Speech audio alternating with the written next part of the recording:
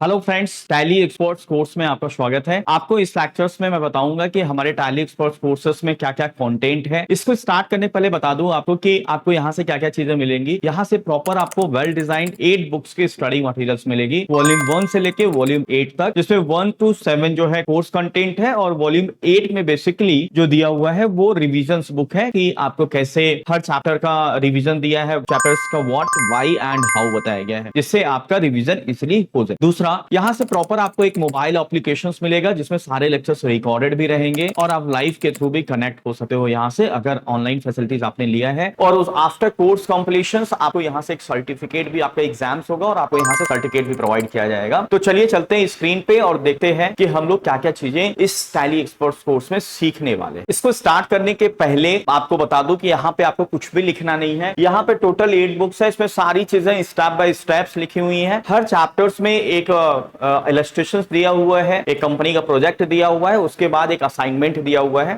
पहले अपन प्रोजेक्ट को करेंगे और उसके बाद हम टेस्ट करेंगे अपने नॉलेज का कि हम असाइनमेंट कर पा रहे हैं कि नहीं कर पा रहे हैं। इसमें डिफरेंट डिफरेंट फॉर्म्स की अकाउंटिंग दिया हुआ है कि आप ट्रेडिंग फॉर्म्स की अकाउंटिंग कैसे कर सकते हो, आप जो है एनजीओस की अकाउंटिंग कैसे कर सकते हैं, मैन्युफैक्चरिंग फॉर्म की अकाउंटिंग कैसे कर सकते हैं, सर्विस सेक्टर्स में डिफरेंट डिफरेंट सर्विस सेक्टर्स हैं, लाइक कॉन्ट्रैक्टर्स की अकाउंटिंग कैसे कर सकते हैं, है ना। ये सारी चीजें इसमें दिया हुआ है। जीएसटी का रजिस्ट्रेशन कैसे होता है ना, जीएसटी का रिटर्न्स कैसे फाइलिंग की जाती है, जीएसटी होता क्या है, ये सब कुछ वॉल्यूम 1 से लेके 7 तक में सारी चीजें दी हुई हैं। और 8 जैसा मैंने बताया कि ये रिवीजन बुक्स है, तो कोई थ्योरेटिकल नहीं है, सारी चीजें आपको प्रैक्टिकली बताई जाएगी। इससे केवल आपको टैली के सॉफ्टवेयर का नॉलेज नहीं होगा। I am not focused with the tally software. Tally software के सारे कंटेंट तो बताए जाएंगे, features and function. I am focused with कि आप किस तरीके से ये कोर्स करके अपने अकाउंटिंग स्किल्स को इनहांस कर सकते हो, किसी भी फॉर्म्स की अकाउंटिंग सॉफ्टवेयर में कैसे प्रॉपर तरीके से कर सकते हैं। सबसे पहले आपको चैप्टर 1, जिसमें आपको टैली का इंट्रोडक्शन और बेनिफिट, टैली सॉफ्टवेयर क्या है और इससे क्या बेनिफिट्स हैं, उसके बारे में आपको बताया जाएगा। तो चैप्टर 2 में introduction, over and features of tally Prime. Tally prime जो कि टैली का सबसे लेटेस्ट सॉफ्टवेयर है, उसका इंट्रोडक्शन, फीचर्स एंड ओवरव्यूज के बारे में बताया जाएगा। And how to upgrade the old version of Tally into the Tally new version. अगर आपने टैली का कोई ओल्ड लाइसेंस यूज कर रहे हैं, उसको कैसे कन्वर्ट करना है टैली के न्यू लाइसेंस में, राइट, कैसे अपग्रेड करना है। फिर उसके बाद हम लोग अकाउंट से स्टार्ट करेंगे, बेसिक अकाउंटिंग टर्म्स, अकाउंट्स में यूज होने वाले कौन कौन से टर्म्स हैं और उसके क्या मीनिंग्स है, वो सारी चीजें हम लोग basic accounting terms, like asset किसको बोलते हैं, liabilities, capital, income, expenses, expenses के क्या टाइप्स होते हैं, असेट से कितने टाइप्स होते हैं, ये सारी चीजें हम लोग बेसिक अकाउंटिंग टर्म्स में कवर करेंगे। उसके बाद आता है process of accounting and rules of journal entry. Accounting के क्या प्रोसेस होते हैं, रूल्स ऑफ जर्नल एंट्रीज क्या होता है, जिसमें हम लोग मॉडर्न अप्रोच डिस्कस करेंगे, राइट। उसके बाद सीखेंगे कंप्लीट फाइनेंशियल स्टेटमेंट, हमारे अकाउंटिंग में लेजर्स कैसे क्रिएट किया जाता है, जर्नल एंट्री का फॉर्मेट क्या होता है, ट्रायल बैलेंस कैसे बनता है, trading profit and loss account and balance sheet, ये सारी चीजें कैसे आपको सिस्टम से बनाना है, ये सारी चीजें सीखेंगे। एंड देन चैप्टर नंबर 7 में comparison between tally ERP9 and Tally Prime. Tally ERP9 जो कि टैली प्राइम के जस्ट अर्लियर वर्जन है, तो उसमें और टैली प्राइम में दोनों में हम कंपैरिजन करेंगे क्या टैली प्राइम में नई चीजें आई हैं। फिर सीखेंगे हम लोग चैप्टर नंबर 8 में how to download, install and activate the Tally Prime. अगर आपको कोई बोलता है कि हमारे पीसी में आप टैली का लाइसेंस अब एक्टिवेट कर दीजिए, तो किस तरीके से आपको टैली को डाउनलोड करना है, इंस्टॉल करना है और किस तरीके से लाइसेंस एक्टिवेट करना है, वो हम लोग चैप्टर नंबर 8 में सीखेंगे। And then chapter number 9, how to migrate the Tally ERP9 data into the Tally Prime. Tally ERP9 data को कैसे हम लोग को माइग्रेट करना है। अगर आपका कोई क्लाइंट है जो आपको डेटा दे रखा हुआ है ERP9 का, उसको प्राइम में आप कैसे उस डेटा को ओपन करेंगे, कैसे यूज करेंगे, वो चीजें हम लोग चैप्टर नंबर 9 में सीखेंगे। फिर चैप्टर नंबर 10 की बात करें तो चैप्टर नंबर 10 में टैली में कंपनी कैसे क्रिएट होता है। बेसिकली यहाँ कंपनी का मतलब होता है कि एनी सॉर्ट ऑफ बिजनेस, किसी भी टाइप्स का business, doesn't means private limited and public limited जो आपने पढ़ा है अपने अकाउंट्स में। यहाँ कंपनी का मतलब बिजनेस, ठीक है। तो हमें जब भी टैली में अकाउंटिंग करनी होती है तो अपने बिजनेस के नाम की कंपनी क्रिएट करनी होती है। तो कैसे कंपनी क्रिएट होता है उसके प्रॉपर एक एक क्या क्या हमें फील्ड को फीड करने होते हैं जिससे हमें अकाउंटिंग में प्रॉब्लम्स ना हो, वो हम लोग सीखेंगे चैप्टर नंबर 10 में। तो चैप्टर नंबर 11 की अगर बात करें तो how to create, alter and delete the ledger in Tally Prime. Tally Prime में बेसिकली जब हम मैनुअल अकाउंटिंग करते हैं तो पहले जर्नल एंट्री बनाते हैं, फिर लेजर बनाते हैं, trial balance, trading and profit and loss account and balance sheet. लेकिन अगर मैं computerise accounting like Tally software की बात करूं तो टैली सॉफ्टवेयर में जर्नल एंट्री तब तक आप नहीं कर सकते जब तक कि आप लेजर नहीं क्रिएट किए हो। तो पहले हम लोग कैसे लेजर क्रिएट होता है टैली में, कैसे ऑल्टर होता है और कैसे डिलीट होता है, वो सारी चीजें हम लोग चैप्टर नंबर 11 में सीखेंगे। फिर चैप्टर नंबर 12 की बात करें, alteration of company, highlighted fonts and gateway of tally screens. कुछ फीचर्स एंड फंक्शंस टैली के सीखेंगे कि कैसे हाईलाइटेड फॉन्ट्स क्या होते हैं, गेटवे ऑफ टैली स्क्रीन्स में कौन कौन से फंक्शंस दिए हुए हैं। ऑल्टरेशन ऑफ कंपनी, जो आपने कंपनी क्रिएट किया है उसे कैसे आप ऑल्टर कर सकते हो, कोई इंफॉर्मेशन को कोई चेंज करना है, कोई ऐड करना है या लेस करना है, वो कैसे कर सकते हैं। फिर चैप्टर 13 की बात करें तो ledger grouping and Tally Prime. Basically Tally में जब आप कोई लेजर बनाते हो तो टैली चूंकि एक सॉफ्टवेयर है, एक मशीन्स है, उसे कैसे पता चलेगा कि इस लेजर का नेचर क्या है। जैसे आपने एक राम अकाउंट बनाया तो टैली को कैसे पता चलेगा कि भाई राम कौन है, ओनर है या सप्लायर है या यू कैन से कस्टमर्स है। तो हम लोग लेजर की जो ग्रुपिंग करते हैं उसके थ्रू टैली को पता चलता है कि टैली कि वो जो लेजर है उसका नेचर क्या है। तो टैली में लेजर की ग्रुपिंग जो कि लेजर का नेचर बताता है वो कैसे किया जाता है प्रॉपर तरीके से, वो सीखेंगे। बिकॉज अगर आपने लेजर की ग्रुपिंग गड़बड़ कर दिया है तो आपका पूरा फाइनेंशियल स्टेटमेंट गड़बड़ हो जाएगा। फिर चैप्टर नंबर 14 की बात करें तो टैली को में कंपनी कैसे शट किया जाता है, change Tally vault vault Tally में पासवर्ड्स कैसे चेंज करना है, एंड लेजर क्रिएशन, टैली में लेजर कैसे एक नए तरीके से क्रिएट किया जाता है। ऊपर हमने एक नॉर्मल तरीका बताया है।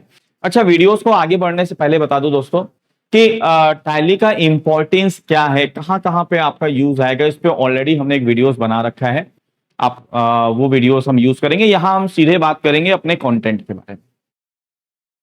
तो चैप्टर 15 में वाउचर क्रिएशन, टैली में by default 24 vouchers pre created रहते हैं, like purchase voucher, sales vouchers, receipt, payment, contra. ये है क्या, ये बेसिकली रजिस्टर्स हैं, वो बने रहता है। अगर इनके अलावा कोई वाउचर्स क्रिएट करना है, लाइक परचेज रजिस्टर बना हुआ है लेकिन आप चाहते हो कि purchase from Delhi, purchase from Gujarat, अलग अलग स्टेट के परचेजेस की अलग अलग रजिस्टर्स में एंट्री हो, तो we can create the voucher creation, है ना। हम वाउचर क्रिएट कर सकते हैं। तो कैसे क्रिएट किया जाता है वाउचर्स, वो सारी चीजें हम इसमें सीखेंगे।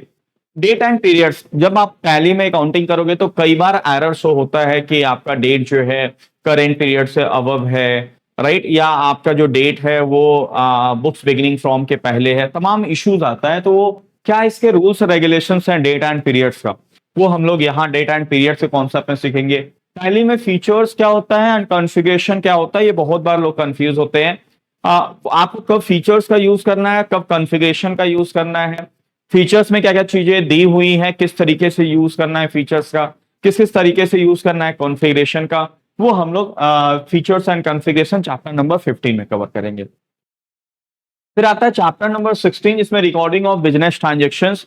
आप अपने बिजनेसेस के जो भी ट्रांजेक्शन है, purchase, sales, receipt, payment, contra, उसका सिस्टम से कैसे, मतलब प्रॉपर तरीके से अकाउंटिंग कैसे करें, कैसे जर्नल एंट्री प्रॉपर तरीके से करें, वो हम लोग चैप्टर नंबर 16 में सीखेंगे। फिर चैप्टर नंबर 17 में mode of recording business transactions and types of ledger and groups. अपने बिजनेस ट्रांजेक्शंस को कौन कौन सा मोड है, जैसे अगर मैं परचेज सेल की बात करूं तो टैली में 3 मोड्स दिया हुआ है, account invoice, item invoice and as vouchers. तो कौन सा मोड यूज करना है, कौन सा मोड किस पर्पस के लिए बना हुआ है, ये हम लोग सारी चीजें इसमें डिस्कस करेंगे। Types of ledger and group types of ledgers में बेसिकली करे सीखेंगे कि किस तरीके से हम मल्टीपल लेजर्स बना सकते हैं, एक साथ हम कैसे बहुत सारे लेजर्स बना सकते हैं, एक साथ बहुत सारे ग्रुप कैसे बना सकते हैं, वो हम लोग types of ledger and group में सीखेंगे। तो रिपोर्ट्स इन टैली बहुत इंपॉर्टेंट होता है कि आपको टैली में रिपोर्ट्स देखने आना चाहिए, उसकी स्टडी कैसे की जाती है, किस किस डिफरेंट तरीके से हम रिपोर्ट्स को देख सकते हैं और रिपोर्ट्स देखते समय में क्या क्या सावधानियां बरतनी है, वो सारी चीजें हम लोग रिपोर्ट्स एंड टैली में कवर करेंगे। फिर आता है chapter number 19 reports, lines and miscellaneous topics, जिसमें हम लोग टैलीज में बहुत सारे ऐसे फंक्शंस एंड फीचर्स दिए हुए हैं जिसके हेल्प से हम अपने रिपोर्ट्स को बहुत अच्छे से देख सकते हैं और प्लस अपनी अकाउंटिंग बहुत इजी तरीके से कर सकते हैं। वो उसका हमने दो पार्ट्स बनाया, report science and miscellaneous topics part 1 and miscellaneous topics part 2। हमारे कोर्सेस में गाइस टैलीज के जो फीचर्स एंड फंक्शंस हैं वो तो आपको बताया जाएगा, वो एक छोटा पार्ट है। ज्यादा फोकस जो किया जाएगा कि जो प्रैक्टिकल वर्ल्ड में अकाउंटिंग होती है उसको किस तरीके से हम टैली का यूज करके प्रॉपर तरीके से अकाउंट्स मैनेज कर सकते हैं, उस पर ज्यादा फोकस्ड है। फिर आता है आपका chapter 21 entries of some specific transactions. Basically year end में बहुत सारे एडजस्टमेंट की एंट्री करनी पड़ती है, लाइक बैड डेट्स की, बैड डेट्स रिकवर्ड की, प्रीपेड की, आउटस्टैंडिंग की। ये बहुत सारे डेप्रिसिएशन आपको चार्ज करना पड़ता है, इंटरेस्ट की अकाउंटिंग करनी पड़ती है, प्रॉफिट एंड लॉस शेयर करना पड़ता है, ड्रॉइंग्स की एंट्री एडजस्टमेंट करनी पड़ती है, क्लोजिंग स्टॉक्स की एडजस्टमेंट्स करने पड़ते हैं। ये सारे एडजस्टमेंट कैसे टैली में किए जाते हैं और इस एडजस्टमेंट की क्या मीनिंग है, वो सारी चीजें हम लोग चैप्टर 21 में सीखेंगे। फिर टैली का शॉर्टकट की, किस तरीके से टैली का शॉर्टकट की यूज करके, जिसमें मोर देन 100 शॉर्टकट कीज पे हमने डिस्कस किया है, आप थोड़ा अपनी अकाउंटिंग को फास्ट कर सकते हो। तो ये सारा कंटेंट आपको वॉल्यूम 1 में सिखाया जाएगा, टोटल चैप्टर 21 1 to 21। अब आते हैं वॉल्यूम 2।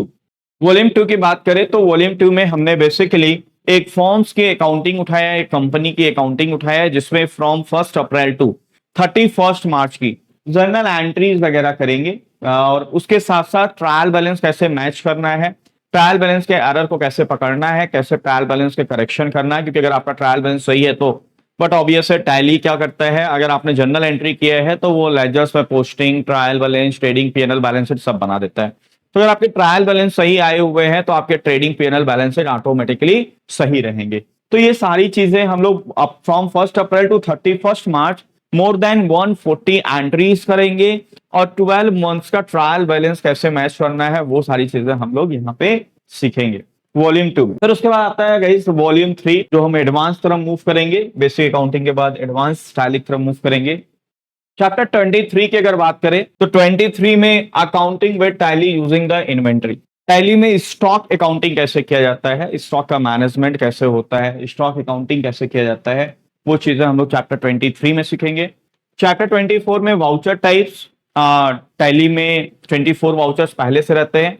इसमें उसके अलावा जो वाउचर्स बनाने हैं, वाउचर्स के सीरीज जो होती हैं, मतलब वाउचर नंबर्स होते हैं, अगर उसको कस्टमाइज करना है तो कैसे कस्टमाइज करेंगे, नई सीरीज के वाउचर्स कैसे बना सकते हैं, वो 24 में सीखेंगे। Bill wise outstanding receivable chapter number 25 में सीखेंगे। कई बार ऐसा होता है कि हमारा कस्टमर्स हमसे पूछता है कि कौन से बिल्स के अगेंस्ट में कितना पैसा आपको देना है, राइट। जैसे हम लेजर देख के ये तो बता सकते हैं किसी भी अपने कस्टमर को, भाई साहब आपसे इतने पैसे लेने हैं, राइट। लेकिन अगर मेरा कस्टमर हमसे पूछ ले कि सर कौन कौन से बिल के अगेंस्ट में कितना पैसा देना है आपको, तो उस केसेस में हमें बिल वाइज मेंटेन करना पड़ता है, जो कि बहुत ही यूजफुल फीचर्स है, बिल वाइज आउटस्टैंडिंग रिसीवेबल्स। और उसी तरीके से अगर हमें अकाउंटिंग में ये मैनेज करना है कौन कौन से बिल के अगेंस्ट में हमें कितना पे करना है, तो हम लोग सीखेंगे बिल वाइज आउटस्टैंडिंग पेबल्स में इसकी अकाउंटिंग। फिर आता है टैली में interest calculation in Tally Prime. Tally में कैसे हम सेटअप बना दे कि टैली ऑटोमेटिकली इंटरेस्ट कैलकुलेट कर दे। इसमें बेसिकली हमें इंटरेस्ट पैरामीटर वगैरह सब सेट करना होता है, तो कैसे किया जाता है ये interest calculation in Tally Prime में सीखेंगे। चैप्टर 28 में interest on outstanding receivables, receivables पे कैसे इंटरेस्ट की अकाउंटिंग करनी है। 27 बेसिकली अगर आपने किसी को लोन वगैरह दिया है तो वो क्लोजिंग बैलेंस पे कैलकुलेट होता है interest.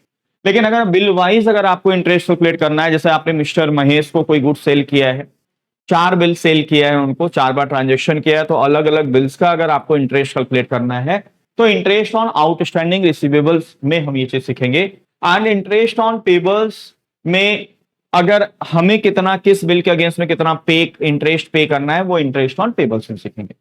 Loan, payables and loan with advance parameters, इसमें बेसिकली कुछ एडवांस पैरामीटर्स की बात करेंगे कि अगर ट्रांजैक्शन डेट से पहले इंटरेस्ट चार्ज करना है, कई बार डील क्या हो जाती है हमारी पहले हो जाती है, इंटरेस्ट उस दिन से कैलकुलेट हो जाता है डील वाले डेट से जिस डेट को हमने डीलिंग किया है, और ट्रांजैक्शन बिलिंग्स कुछ दिन बाद होती है, तो उस केसेस में हम बिलिंग डेट से पहले अगर इंटरेस्ट कैलकुलेट करना है तो कैसे करें, या ड्यू डेट के कुछ दिन बाद से अगर इंटरेस्ट चार्ज किया जा रहा है तो हम उसकी अकाउंटिंग किस तरीके से करें, वो हम लोग सीखेंगे चैप्टर 29।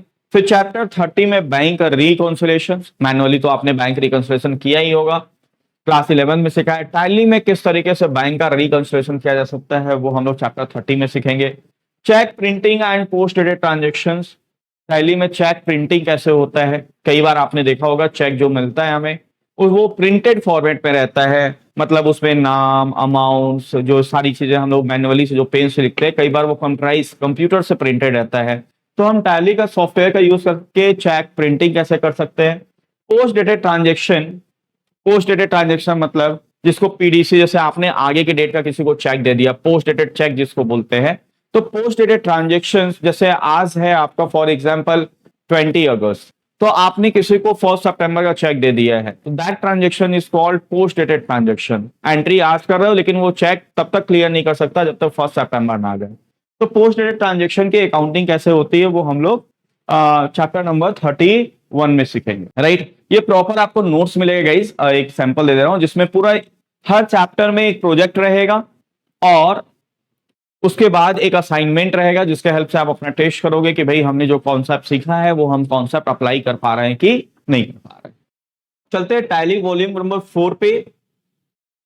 ये आपका टैली का वॉल्यूम नंबर 4 है जिसमें पहला चैप्टर नंबर 32, चैप्टर नंबर 32 में हम लोग सीखेंगे using multiple currencies foreign exchange transactions.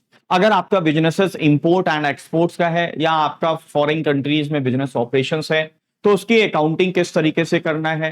Foreign exchange में जो लॉस होता है, करेंसीज के प्राइसेस अप डाउन होते हैं, तो उसके लॉस एंड गेन की अकाउंटिंग कैसे करनी है वो हम लोग सीखेंगे 32 में।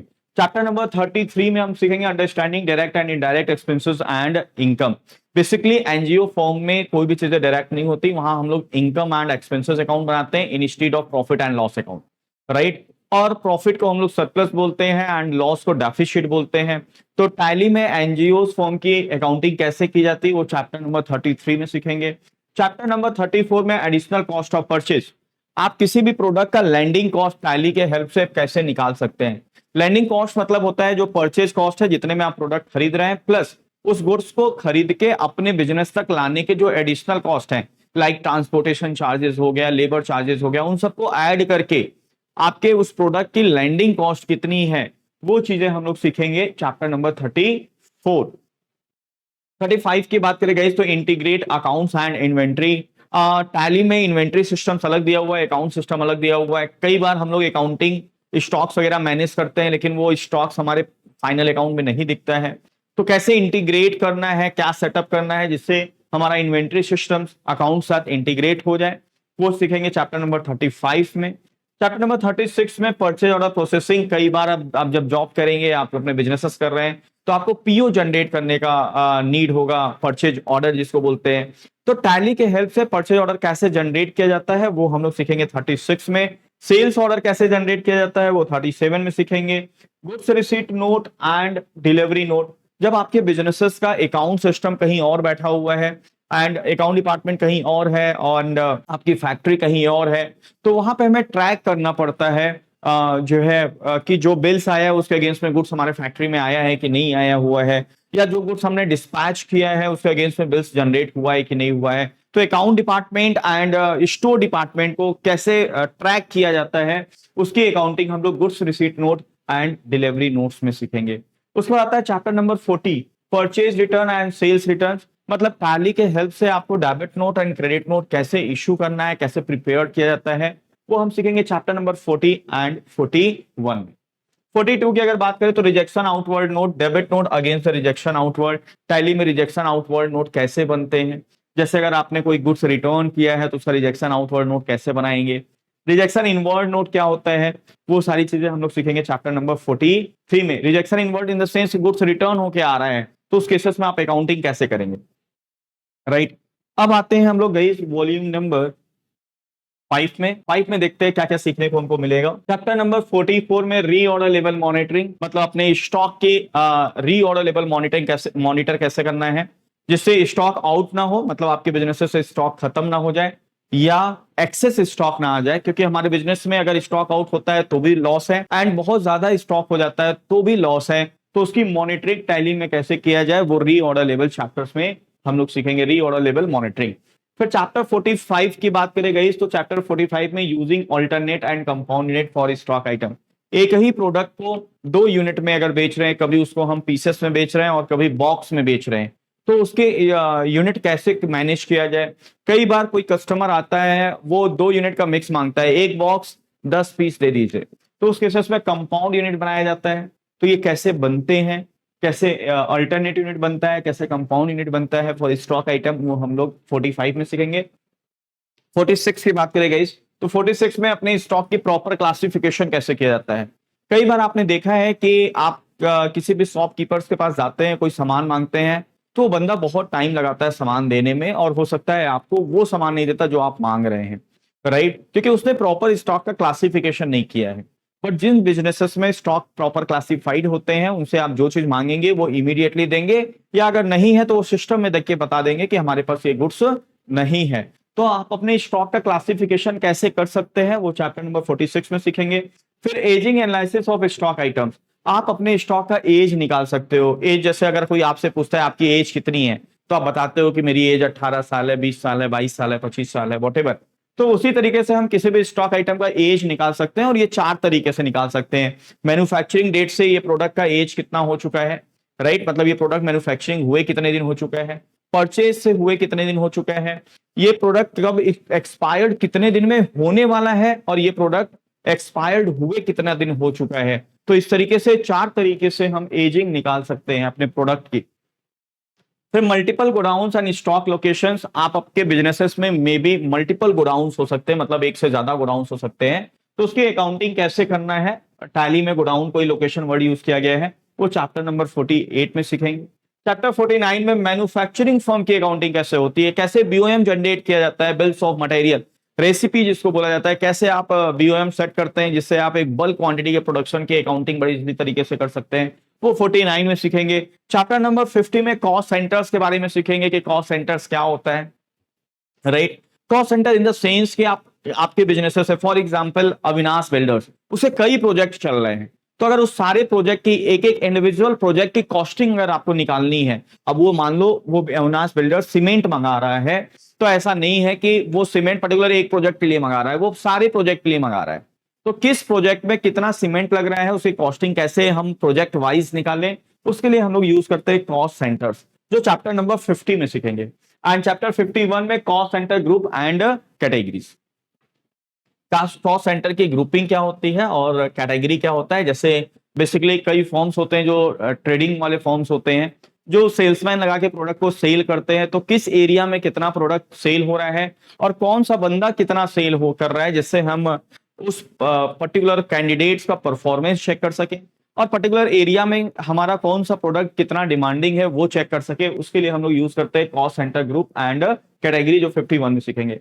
52 में जॉब कॉस्टिंग, जॉब कॉस्टिंग का मतलब होता है कि अगर आपने जॉब के बेसिस पे कोई वर्क लिया है, जैसे मान लो फॉर एग्जांपल आप इंटीरियर डिजाइनर्स हैं या आप अकाउंटेंट हैं, आपने किसी भी कोई प्रोजेक्ट उठाया है जो आपको कंप्लीट करके देना है, तो उस जॉब को कंप्लीट करने में कितने बंदे आपको लगाने पड़ेंगे, कितना टाइम देना पड़ेगा, उसकी कॉस्टिंग कितनी आएगी, ये सारी चीजें हम लोग जॉब कॉस्टिंग के हेल्प से सीखेंगे कि पर्टिकुलर टास्क को कंप्लीट करने में कितनी कॉस्टिंग आती है, वो टैली में कैसे निकाला जाए।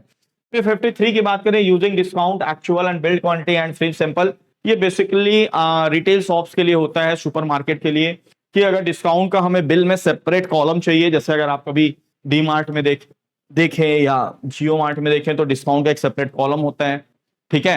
एक्चुअल क्वांटिटी, बिल्ड क्वांटिटी, जैसे for example buy two get one, buy two get three, मतलब 2 खरीदिए 3 ले जाइए, मतलब उसमें एक्चुअल क्वांटिटी 3 हो गया और बिलिंग क्वांटिटी 2 पीस हो गया। तो वो कैसे मैनेज किया जाता है, कैसे काउंटिंग किया जाता है। कोई चीज अगर आप फ्री में दे रहे हो, बहुत सी जगह सैंपल्स फ्री के रूप में बांटे जाते हैं, तो उसकी अकाउंटिंग कैसे करना है वो हम लोग सीखेंगे चैप्टर नंबर 53 में। 54 की बात करें गाइस तो price list and price labels, product के प्राइस की लिस्टिंग करना एंड प्राइस की लेवल कैसे निकाला जाता है वो हम लोग सीखेंगे। Price list and price level मतलब अलग अलग स्टॉक के लेवल्स के बेसिस पे प्राइसिंग करना, जैसे कोई 10 पीस ले रहा है तो उसका अलग रेट कैसे लगाने हैं, कोई 100 पीस खरीद रहा है तो उसका अलग रेट कैसे लगाने हैं, वो हम लोग 54 में सीखेंगे। चैप्टर नंबर 55 में पॉइंट ऑफ सेल्स, जो कि सुपरमार्केट वगैरह यूज करते हैं कि कभी कई बार कस्टमर्स क्या होता है मल्टीपल मेथड से पेमेंट करता है, like debit card, credit card, gift vouchers, आपने गिफ्ट वाउचर दिया उसका वो यूज कर रहा है, कूपन वगैरह यूज कर रहा है, तो उसकी बिलिंग्स कैसे की जाती है, अकाउंटिंग कैसे की जाती है, वो पॉइंट ऑफ सेल्स में हम लोग सीखेंगे चैप्टर नंबर 55 में। एंड 56 में multiple mailing details and logo printing. Multiple mailing details means कि आपके कंपनी का भी कई मल्टीपल एड्रेसेस हो सकते हैं, राइट, कई ब्रांचेज हो सकते हैं, कभी किसी ब्रांच से आप गुड्स सेल कर रहे हो, कभी किसी ब्रांच से, कंपनी एक है बट एड्रेसेस कई हैं, तो उसको कैसे मैनेज किया जाए टैली में। कई बार आपका कस्टमर्स के भी कई मल्टीपल एड्रेसेस हो सकते हैं, कभी वो बोलता है कि भाई हमारे रायपुर वाले एड्रेस पे भेज दो, कभी बोलता है नागपुर वाले एड्रेस पे भेज दो, कभी बोलता है आपका कि हमारे मुंबई वाले ब्रांच में भेज दीजिए, तो उन कस्टमर का लेजर एक बनेगा लेकिन उनके तीनों एड्रेसेस अलग अलग कैसे हम मेंटेन करेंगे टैली में, वो चैप्टर नंबर 56 में कवर करेंगे। आपको हमने बताया कि हर चैप्टर्स में एक इलस्ट्रेशन मतलब एक प्रोजेक्ट दिया हुआ है और उसके बाद एक असाइनमेंट दिया हुआ है जिसको हम लोग प्रैक्टिकली करके देखेंगे। ठीक है, तो ये रही बात वॉल्यूम नंबर 5 की। अब आते हैं वॉल्यूम नंबर 6।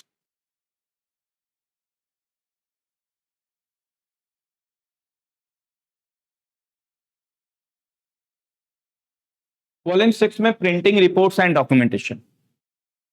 टैली में जितने भी रिपोर्ट्स वगैरह हैं हमें कैसे उसको प्रिंट करना है, क्या प्रिंटिंग की सेटिंग्स होती है, कभी वर्टिकल फॉर्मेट पे वर्टिकल में निकालना है, राइट, कभी लैंडस्केप में निकालना है, मतलब कभी पोर्ट्रेट में आपको निकालना है, कभी आपको लैंडस्केप में निकालना है, कभी छोटे से पेज में निकालने हैं कोई चीजें प्रिंट, कभी A4 साइज में प्रिंट निकालने हैं। ठीक है, तो प्रिंटिंग का रिपोर्ट्स डॉक्यूमेंटेशन कैसे प्रिंट करना है वो 57, उसके डायमेंशंस वगैरह कैसे सेट किए जाते हैं।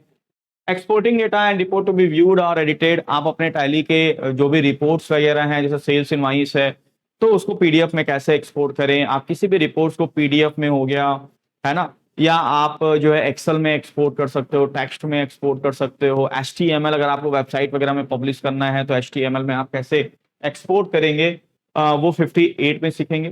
59 में exporting and importing data using the XML.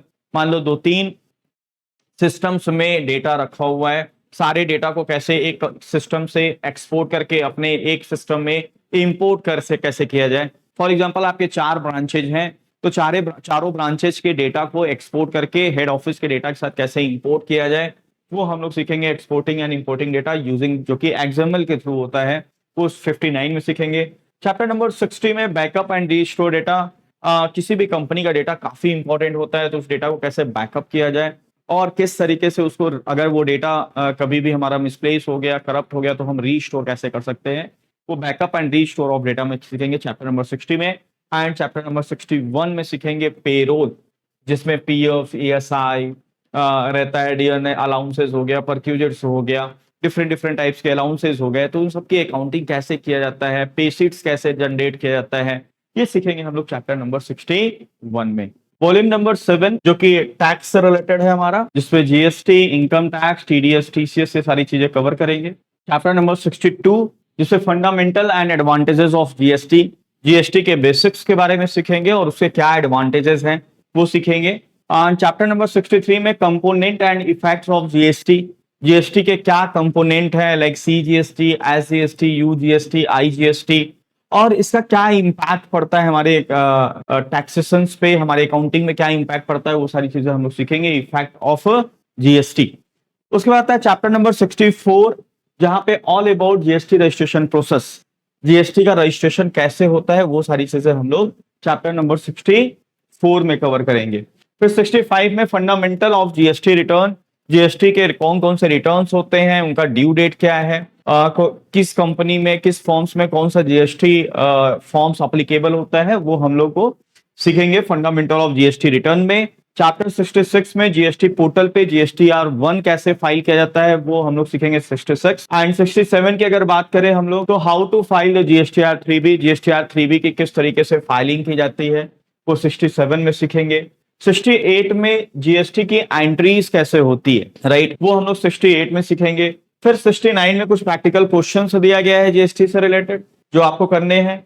And chapter 17 में how to check the GST reports in Tally, GST का जो रिपोर्ट टैली में दिखता है उसको किस तरीके से स्टडी करना है, अगर कोई एरर आया हुआ है तो उस एरर को कैसे रिजॉल्व करना है, वो हम लोग सारे टेबल्स कैसे स्टडी करनी है जीएसटी के रिपोर्ट्स की, वो हम लोग 70 में कवर करेंगे। 71 में difference between the GSTR 2A and 2B, 2A और 2B में क्या डिफरेंस है वो हम लोग 71 में कवर करेंगे। 72 में ई वे बिल क्या होता है, कब अप्लीकेबल होता है, कैसे ई वे बिल जनरेट किया जाता है वो सीखेंगे।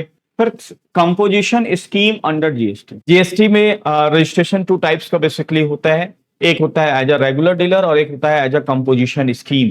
तो कंपोजिशन डीलर्स के रूप में अगर आप रजिस्ट्रेशन लियो तो उसके रूल्स रेगुलेशन क्या है वो हम लोग सीखेंगे चैप्टर नंबर 72 में। 73 में इनकम टैक्स रिटर्न की बात करेंगे कि कैसे क्या होता है इनकम टैक्स, कैसे कैलकुलेट होता है, इनकम टैक्स रिटर्न की फाइलिंग कैसे की जाती है इनकम टैक्स पोर्टल पे, वो 73 में सीखेंगे। एंड 74 में TDS tax deducted at source and 75 में TCS tax collected at source क्या होता है, कैसे अकाउंटिंग की जाती है, वो 74 एंड 75 में कवर करेंगे। और उसके बाद जो लास्ट बुक है आपकी volume number 8 tally Mantra the fast track manuals, उसमें बेसिकली आपके ओन वर्ड्स में सारे चैप्टर्स का व्हाट, हाउ एंड व्हाई बताया गया है। ठीक है, कि वो चैप्टर में क्या दिया हुआ है, किस तरीके एंड क्या हम लोग सीखेंगे, व्हाई क्यों सीख रहे हैं ये चैप्टर्स, एंड हाउ कैसे उसको एप्लीकेबल करना है। राइट, चैप्टर्स का what, why and how chapter wise दिया हुआ है जिससे आप अच्छे तरीके से रिवीजन कर सके और अपने कॉन्सेप्ट को बिल्डअप कर सके। और आपके कंटेंट देख के समझ में आ गया होगा कि ये कोई बेसिक टैली या ऑपरेटर लेवल की नहीं है, इससे आपके अकाउंटिंग स्किल इनहांस होगी, आप किसी भी फॉर्म्स की अकाउंटिंग कर सकते हैं इजीली तरीके से और बहुत ही अच्छे तरीके से आप अकाउंट्स वगैरह मैनेज कर सकते हैं। So guys, thank you so much for watching this video.